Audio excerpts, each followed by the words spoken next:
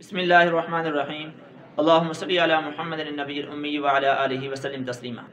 नाज़रीन, एक सहाबी औरत नबी पाक सल्लल्लाहु अलैहि वसल्लम के पास आई और उसने आप सल्लल्लाहु अलैहि वसल्लम से चंद सवालात किए। आपने उसकी तारीफ़ फरमाई और आपने फरमाया, सहाबा इकराम से कहा, क्या इससे बेहतर सवाल करने वाली औरत आपने देखी है? तो सहाबा इकराम रज़ी अल्लाह तआला अन्हुम खामोश हो गए और सहाबा इकराम उसके सवाल सुनकर बड़े हैरान हुए कि उसने वाक़तन ऐसे सवालात किए थे कि उससे पहले किसी औरत ने ऐसे सवालात नहीं किए थे। तो हम आपके सामने उसका पूरा वाक़या ज़िक्र करते हैं।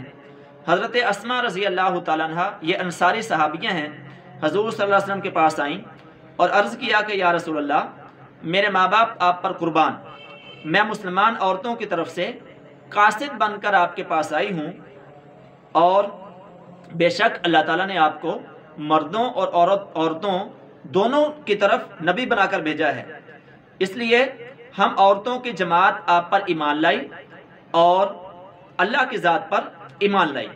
लेकिन हम औरतों की जमात मकानों में बंद रहती हैं, पर्दों में गिरी रहती हैं, मर्दों के घरों में गड़ी रहती हैं यानी पाबंद रहती हैं, और मर्दों की ख्वाहिशें हमसे पूरी की जाती हैं। हम इनकी औलाद को पेट में उठाए रखती हैं और इन सब बातों के बावजूद मर्द बहुत से कामों में सवाब के एतबार से हमसे आगे हैं। मिसाल के तौर पर जुमे की नमाज़ पढ़ते हैं, वो जमात की नमाज़ों में शरीक होते हैं, इसी तरह बीमारों की अयादत करते हैं और जनाज़ों में शिरकत करते हैं, कई कई हज करते हैं, उम्रे करते हैं और इन सब से बढ़कर जिहाद करते हैं। और जब वो हज के लिए या उम्रे के लिए जाते हैं या जिहाद के लिए जाते हैं तो हम क्या करती हैं?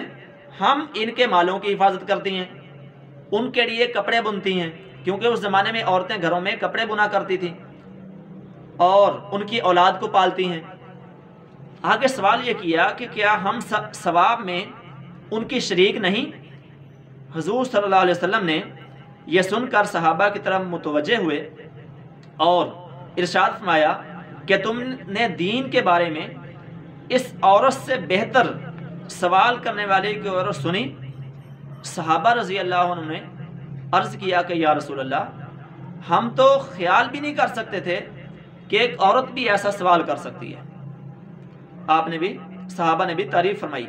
उसके बाद हज़ूर अक़दस सल्लल्लाहु अलैहि वसल्लम हज़रत अस्मा रज़ी अल्लाह तआला अन्हा की तरफ मुतवज्जे हुए और इरशाद फरमाया कि गौर से सुनो और समझो कि जिन औरतों ने तुझको भेजा है उनको जाकर बता दो कि औरत का अपने खामद के साथ अच्छा बर्ताव करना और उसकी खुशी को तलाश करना और उस पर अमल करना इन सब चीज़ों के सवाब के बराबर है।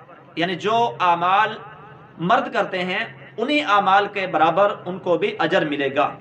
हज़रत अस्मा रज़ी अल्लाह तआला अन्हा ये जवाब सुनकर खुशी खुशी वापस अपनी वो जिन औरतों ने भेजा था उनके पास गई और उनको जाकर ये बात बताई।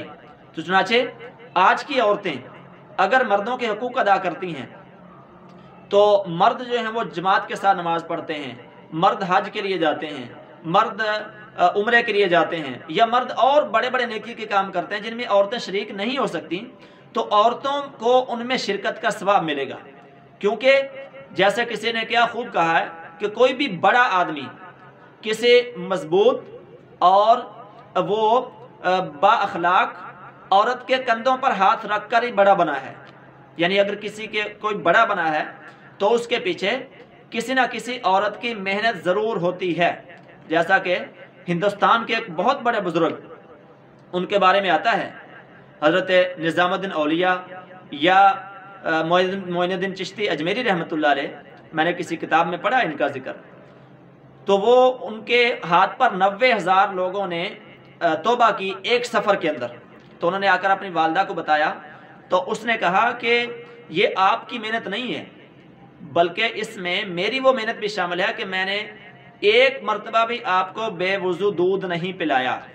तो यानी कि औरतें जो हैं उनकी मेहनत भी मर्दों के पीछे होती है। अल्लाह ताला जल्ल शानहू हमारी औरतों को ये बातें समझने की तौफीक अता फरमाए और उनको जो है वो तमाम हुकूक जो हैं वो अदा करने की और मर्दों को औरतों के हुकूक अदा करने की तौफीक अता फरमाए।